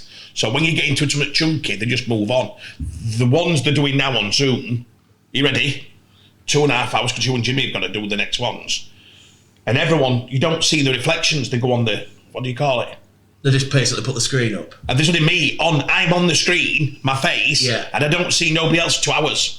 And then I sat there and I'm looking and I'm talking to the RFL and I'm saying, where are they all? And they're there, but there's no pictures. So everyone's just taking the piss, let's be honest. It's a complete piss take. I've got and then you sit there and I'm arguing a couple of points and then I'm thinking, do you know what? What a waste. I just looked up and I went, you know what? Bang, hour off. You know, you're still there, you can hear it. But if I could change things, they don't give you're going to see it. For young lads like Joe coming into game, they'll find it preposterous that there's no intellect, mate. There's nothing engaging. There's nothing. Questions like who's in the best position in the world to decide whether it's good to go 12 months. Agents, 16 and years, the players themselves. 16 years of being at the front end of something. You should be asked straight away. My opinion is it's fantastic that now. Do I agree what you just said about the clubs? I find that hard because if young lads have got Gledel on the back, which there's thousands at Bradford, have Gledel on the back at the top, and that's only going to be for 12 months because Gledel's already signed for Batley. I find that hard. You know, in the olden days, I mean, they don't do that as much, do they? The letters on and the names like they did at one time. Well, But that'd be quite sad, wouldn't it? This season is my 17th season, so I'm 17 years not out. So Yeah. I'm heading towards a double testimonial. There you go. In the commentary box. There you go. So Mick Leddell... I'm going nowhere. I know a lot of people watching this would love me to disappear, but I'm going nowhere. Scary, that. Mick were easy. Mick had about 6 or 7 offers. And we went All Super League or NRL? both. Wow. And we absolutely looked at every single one. So Mick Ledsky got the best part of Craig Harrison because we grafted and we presented and we turned up as a family and we turned up with Mick's family and we did everything. We did everything to make sure that this court, which we thought was the biggest of his life, it's a big deal. Right. Did he get offered more money? 100%. I was just going to say that, Craig. I presume the big money was in Australia to go to the NRL. And in England. 2 offers in England were mind-blowing. Above what Leeds have... Oh, miles. Wow. Miles. So the question is, and I presume I already saw how important is the testimonial? To be honest, that probably does play a part. We've had players on here previously who have said, that testimonial. But no, I was just going to say, you kind of... I'll give Brad Arthur a real plug here. You get the feeling he's happy and content at Leeds. He was the difference. Yeah. He's the difference. Mick, he'd love Rowan. Never had a bad word for Rowan. But I think he felt that the club wasn't going in the direction it is now. Brad Arthur has tapped into him and give him simple instructions, be more aggressive, fitter, faster, make note, and believes in him. And I think that swung it. What I saw, I thought Mick were gone 100%, and I think the club who were favourites to get him would have been the most sensational thing for their club you've ever seen. And it would have been. It'd have been sensational. But ultimately, his love for Leeds, his love for the fans, he's quite a fans man. Mick, we watch him after the game. If you've ever watched Mick after the game, he's always lasting. He does full lap. He does parade, family, kids, yeah. No, I've seen it when he was on loan at Bradford. And he's been there with them, Cam Smith's his best friend in the game. He's been there along them lads. So ultimately, I think he did what he thought were the right thing. I think he did the right thing for the club. I think he did the right thing for his family. I think he did the right thing for his coach and his fellow mates. And I think he wants to win something at Leeds. And I think, had they won something last 3 years, I think he might have left. But I think there's a desire into being... It must be hard for all them lads, don't you think? Do you both think? After you've followed... Like Man United yesterday celebrating against Arsenal. Absolutely. It's like they've won the World Cup. They won quarter-final against Arsenal at FA Cup, 4th round. And they're sprinting everywhere last night. It was unbelievable. I actually caught a bit of that. And it's unbelievable. I've never seen a celebration. I can just imagine Keane going, okay, now they've won jack shit. Look at them again. You can see what but Leeds are the same. Let's be honest. They've won a Challenge Cup since 17. Yeah. These lads who've come after the greatest team ever have now come and won jack. Can imagine you've been at Leeds for 13 years and winning a Challenge Cup. Wow. Would that be the biggest disaster you've ever seen a human being? How would you put your career if you joined Leeds at 18 after you won 9 grand finals and you won a Challenge Cup in 14 years? What would you feel? You would feel a sense of underachievement. 100%. It's not as bad as you're making out. You really? I'd have thought that'd be disastrous for you. Absolutely. Well, for the Leeds business model, it clearly is going to hurt it. Yeah. So yeah, Mick, on that one, it was we got it done. We got it and fantastically done, and it's the right deal. They looked after him, and he's done the right thing for them, and so good on Leeds. The number 2 deal, Dean Adley, I loved it. Same again, did that 6 months ago. Yeah. Kept it quiet. Dean's is easy. Dean's Superman. Dean's the best money baller in Super League, and I'll say that to anybody. You bring anybody better than Dean Adley for what he gets paid. No, unfortunately, you can't do it. And George Delaney at St Helens, I guess. Hard. Was it? Horrendous. Oh, harder than Mikolaj Lidski? Easy. Give us the reasons why. Well, George, be a young player like George, who's where he is in his career, he's the most, probably the best up and coming prop in Super League, you'd say. Correct. You'd say the back row was December, but George is right up there as a young prop. So imagine the outside interest in George was immense. Problem is George had 2 years left of his contract. So Saints come to the table and ask for talks.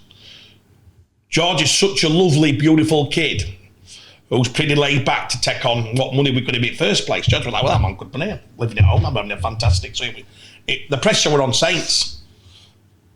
Now, you're not allowed legally to talk to other people, but the drums were banging.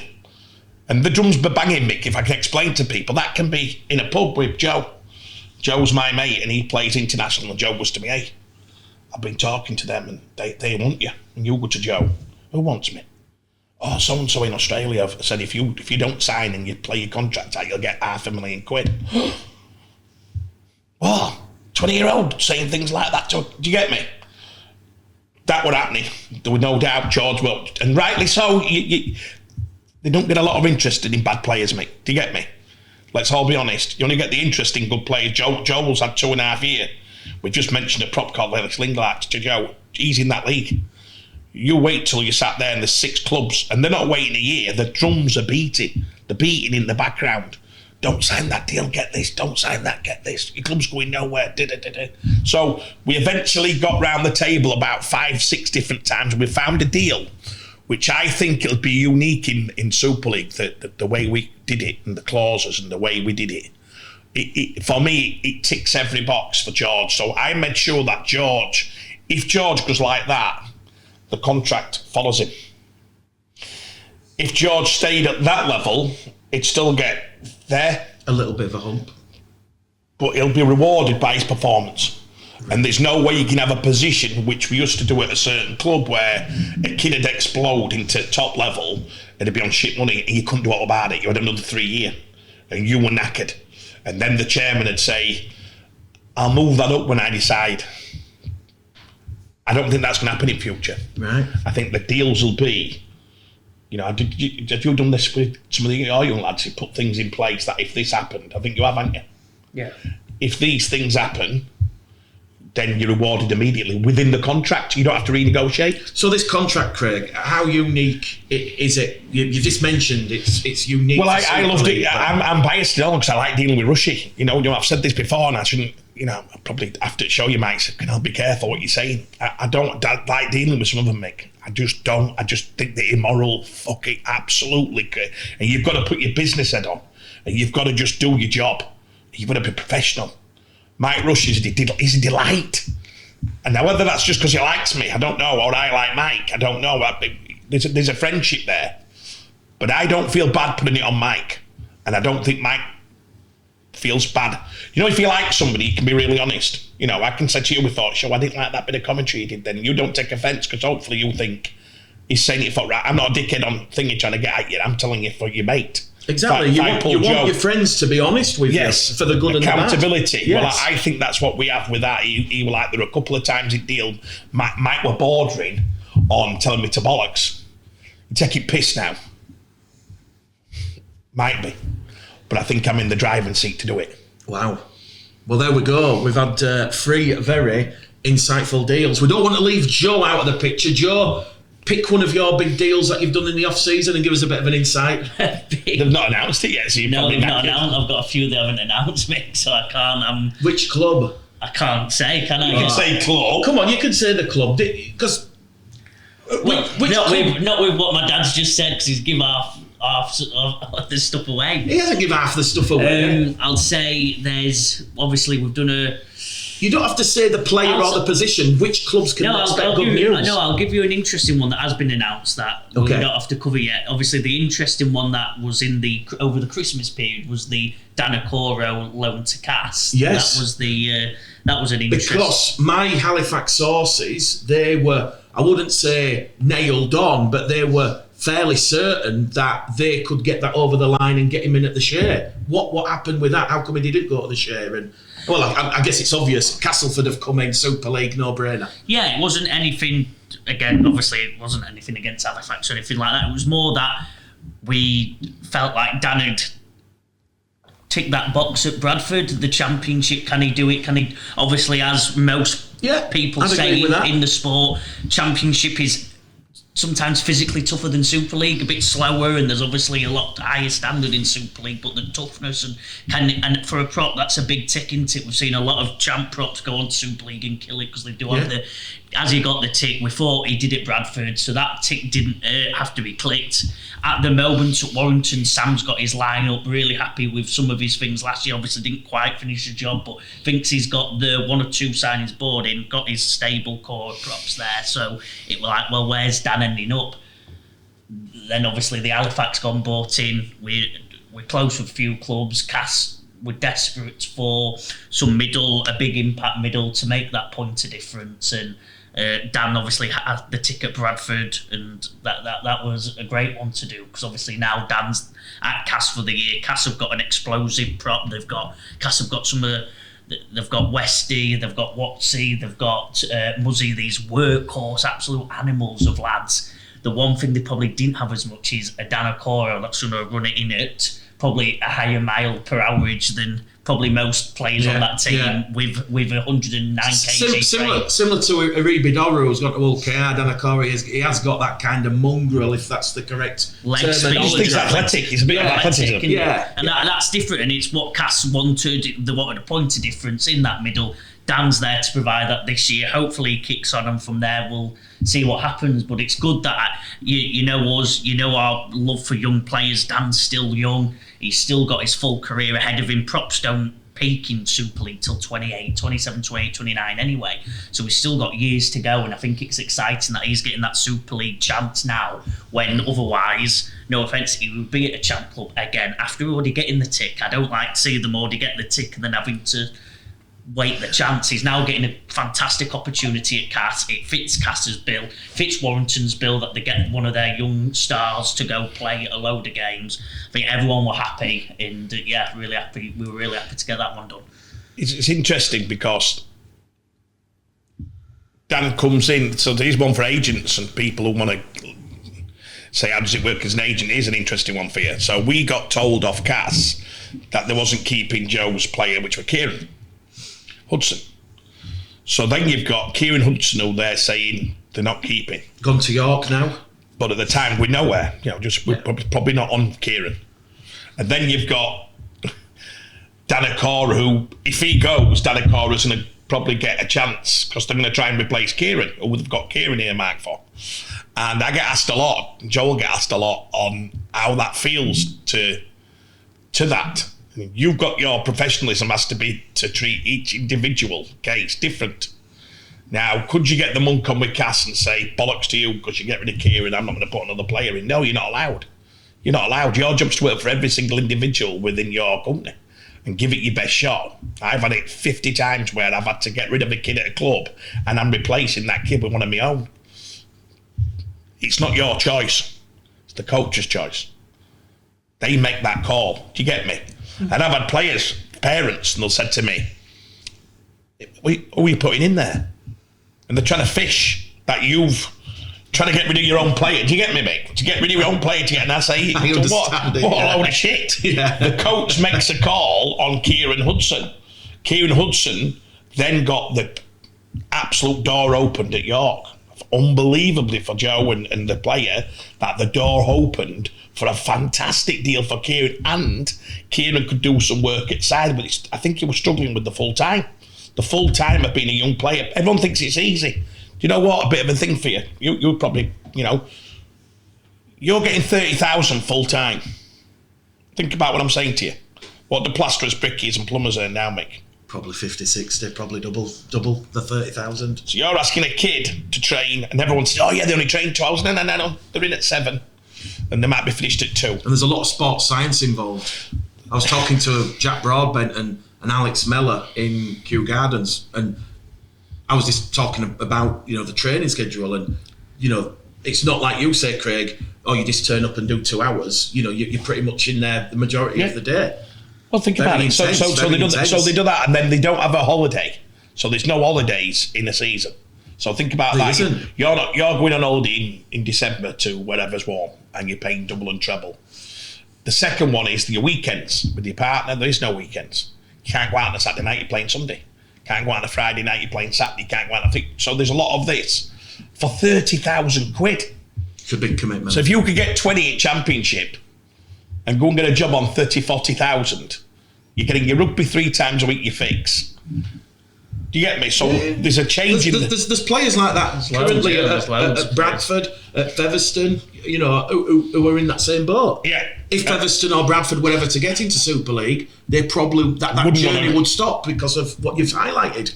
They have very good jobs outside of the sport, and I don't think the commitment of playing in the Super League would. And I think you can do it as a young kid, but I think if you get most of the time, if you get to 23, them young lads will go, you know what? Children, yeah. I don't know if I'm that bothered. We lost we've lost loads to game on the same situation, and it's sad. Yeah. It's sad because the gap to play full time, they've got this rule where under 30 grand's not on cap. So they're offering all these lads, but they should only be for from the 18 to 22, really. Yeah. You shouldn't be offering 30-year-old blokes 30 No, I think... And it's happening. It's happening. No, I'm aware. I can't name the Super League club, but I got told of a couple of the players they've got, and when you look at the players, they're obviously project players, but they do fall into what you've said. Well, you're moving. You imagine you moving from 200 miles to get accommodation in middle of, let's say, Hull. You go to Hull for less than 30 grand at 28-year-old. What are you going to do? Where's your life taking you at 28? Well, you struck your L. Yeah. You're not even a quarter or DJ income, is it? You know something? I had this conversation with someone the other day about all that, and I was quite shocked. That's all I'll say. But yeah, I totally, Craig, understand that commitment. Certainly, you know, you can't, like you say, your Fridays, your Saturdays, your Sundays, everything gone out of the window. But yeah, that was another interesting one, because obviously I think I put that out, and I think Joe or Jimmy told me off, you've put one of ours out, and it hadn't even come from Joe or Jimmy, so... Yeah, well, I told you, because obviously, as I knew, it was wrong. You said about the Halifax Danakoro, and I said, Mick, take it down, because the similar to you were getting a bit of slaughter on a few things. That No. To be fair, and I didn't actually say Danakoro was definitely nailed on going there. I said, I am hearing that they are going to try and get Dan, but like you say, you did warn me. You were right. I was wrong. I admit that. I was just going to say, Craig... Well, I've got 2 interesting ones to throw at you both quickly. Yeah. Jordan Abdul, just been paid out Hull. Where's he going? Did he even play a game for Hull? No. Well, 4 years ago he didn't play. I think... a year ago. I think that I've seen Richie Myler getting a lot of... I don't want to say stick. I'll call it constructive criticism. Yeah, I think what's happened... There has to be a lot of scrutiny over that. Look, Craig, you're ready to laugh and cry. Well, this is one for the Hull FC fans. It's a tough one for Hull, isn't it? 'Cause I think Richie's gone in halfway through.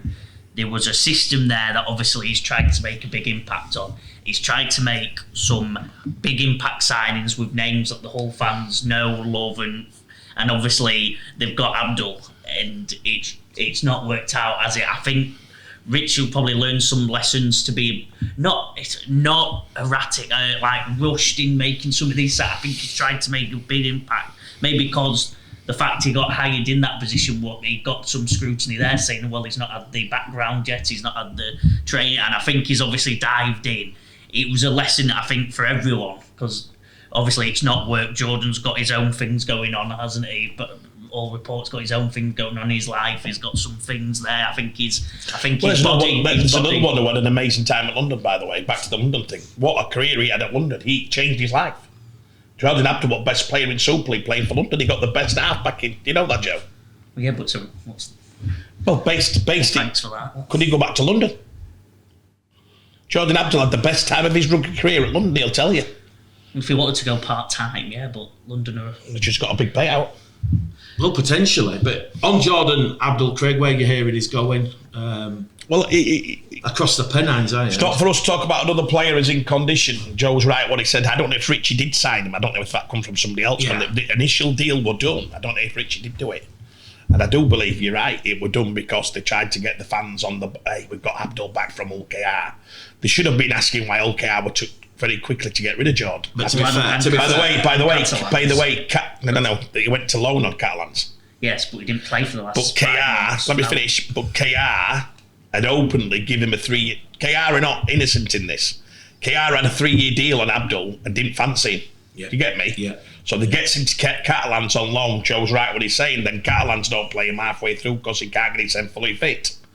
In between this, there's a deal done at Hull for him to take a kid who's half fit, who's not playing at a top level, and who Hull KR have tried to flick as quick as they could because Willie obviously said he's not going to play in my team, he's not fit enough, he's not fast enough, he's not thingy. So I think that Tony Smith would have loved Jordan, and it would have been Tony, when he was there, would have been saying, sign Jordan, because he had a great relationship with Jordan. So that would have been, I think if the truth be known, there'll be a little bit of Tony involved in getting Jordan back to the club, and he'd have been saying, I can get the best out of him. Be interesting, because you've got situation at clubs where you're looking at a left footer, but one of his days is world class. But he's probably 6 out of 25 games at that level. Other ones are, let's be honest. He got that run at Hull KR, sensational. London, sensational. Early doors at Hull, sensational. But he's one of the most inconsistent halfbacks. And you know what's interesting? I once heard Jordan commentate on a game when he wasn't playing at KR before playoffs, and he talked on this commentary like you were. It was bizarre listening to Jordan. And I was thinking, I wonder how many people have actually had that lovely, honest conversation with Jordan. Said, hey, be careful here, because you seem to have everything suited and everything done, and he's giving opinions on players, and I'm looking at him thinking, could you be like Jake Connor? Jake Connor's got another chance, Mick, to do something with his career, because I think if Jake finished at Huddersfield, he would have been devastated at 38 in pub, pint on. Mick, how do you think my career went? Be honest, Jake, you probably underachieved massively. Yeah. I think Leeds have given him a branch here, and it'll be interesting whether he takes that branch. And we saw bits on thingy like, in great shape. Wow, look, amazing that they've given him a chance. And do you know what he might have needed? He might have needed a Leeds club. He does suit the big stage. Some people suit big stages. I think Jordan has to find his big stage. Obviously, going back to Hull, probably not the right thing for Jordan. He's around his old mates, he's around his old habits, he's around his old things. I think there's a bit of, when he went to London, he's away from everything, isn't he? You're in the middle of London. You're on your own. I think he's got to find a club who can give him that, and he has to move away from all, and he has to go and do it the hard way. And he probably needs a coach who's gonna, like Smithy did, work with him. Jordan's not quite complicated. Jordan. He used to go to Smithy and he'd be there at 8 in the morning with his videos, and he'd want to go through his videos and tell me, do you get me? Mm. So you'd have thought Warrington had got half a chance, would you? They've signed the lad from London. What's he called? Ollie Leyland. This is not against that young kid, by the way. That little lad played amazing last year. I think Ollie will go back to London. Yeah, do you? Quicker than you think. Yeah, I think Ollie will find it such a different. You know, when you're playing for London and you're playing free, Jordan Abdul. Yeah, the pressure was off London last year. Beautiful, isn't it? Ollie could go and play with his mates, and he's full time. He's having best time of his life. You go into a regime where you know you're probably not going to play more than 3 or 5 games. You're going to be playing our reserve comps shite. We all know that. So he's going to be playing, thinking I'm going to play 20. He'll be loaned back to London quicker than a stick. Wow. Because other than that, he has to go straight into the first team. Well, good luck with that, playing alongside George Williams. You imagine pressure on a young kid from London at 25 playing alongside best halfback in comp. People don't understand that. Do you get that? Like, it's not just playing for Warrington. It's playing alongside somebody like George, who's saying to you, do you know what I mean? You've got to be very good to play with a good player, haven't you? Mm. You think of the combinations. There's not been many few who can dominate. The other person's got to do something, hasn't he? If the young lad from Warrington, what's he called, who was sensational, Leon Hayes, he's not. I've heard he's had another break. Has his hamstring gone? Somebody said, I don't know whether he got nearly fit and then this. They could need one. Obviously, Lee. If they're after Sneedy, why would they not be after Jordan?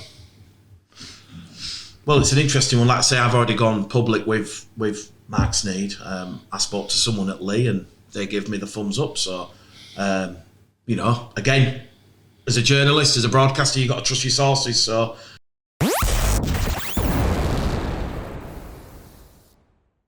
well, this has been the full 80 minutes on Show Me the Money Rugby League TV. Our New Year's resolution is we are going to give you weekly, regular Rugby League content. Hopefully, that lasts at least a few months. I think Craig's got the enthusiasm back to to do this regularly. But thank you. We are back. It is 2025. The Ashes are going to take place in October and November. I'm still pestering the RFL Weekly for details on venues and dates and times. Get them tickets, out there. I know them. You know them? Yeah. The venues? Yeah. The free venues?